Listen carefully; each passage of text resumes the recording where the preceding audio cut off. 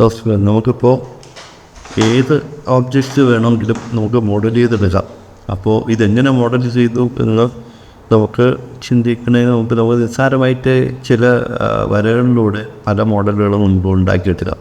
അപ്പോൾ അതിൻ്റെ ഒരു ട്യൂട്ടോറിയലാണ് ഞാനിപ്പോൾ പറയാൻ പോകുന്നത്. ഞാനിപ്പോൾ വെർട്ടിസസ് എക്സ്ട്രൂഡ് ചെയ്തിട്ട് എങ്ങനെ മോഡൽ ചെയ്യാം എന്നുള്ള കാര്യമുണ്ട്. ഇപ്പോൾ ഫ്രണ്ട് വ്യൂവിൽ വന്നിട്ട് ഞാൻ ജസ്റ്റ് വരയ്ക്കുകയാണ്.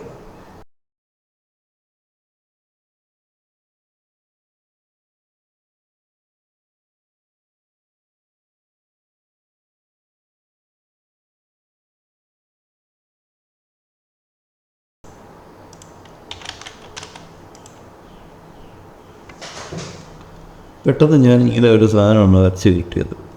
ഇതുകൊണ്ട് എന്തുണ്ടാക്കും, ചെസ്സിൻ്റെ പോൺ വേണമെങ്കിൽ നമുക്ക് ഉണ്ടാകാം ഈ സെയിം വെച്ചിട്ട്.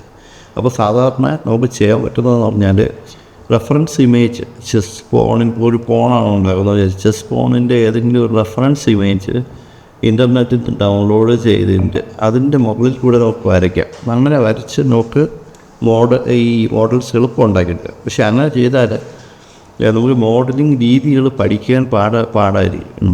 ഇപ്പോൾ തുടക്കക്കാരാണെങ്കിൽ റെഫറൻസ് ഇമേജ് ചെയ്യുന്നതിനേക്കാൾ നല്ലത് മൗസ് പ്രാക്ടീസും എല്ലാം വരാൻ വേണ്ടി വരച്ച് തന്നെ ഇതുവരെ ഞാനിപ്പോൾ ജസ്റ്റ് സിമ്പിളായിട്ട് വരച്ച് ചെയ്യാം.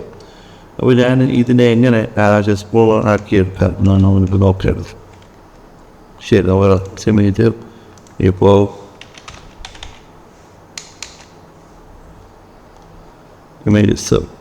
Images okay. ഞാനത് ഒരു ഇമേജ് നമുക്ക് ചൂസ് ചെയ്യാം. ഈ ഇമേജ് ചൂസ് ചെയ്യാം. ഓക്കെ, അപ്പോൾ ഇതാണ് ചെസ് ബോൾ. അതിൻ്റെ ഒരു ഏകദേശം ഐഡിയ കിട്ടാൻ വേണ്ടിയാണ് റെഫറൻസ് ഇമേജ് ആയിട്ട് വേണമെങ്കിൽ കൊണ്ടുവന്ന കാര്യങ്ങൾ ഈസിയാണ്. പക്ഷേ ഇത് നമുക്കൊരു ഐഡിയ കിട്ടാൻ വേണ്ടിയാണ് ഞാൻ ചെയ്യുന്നത്.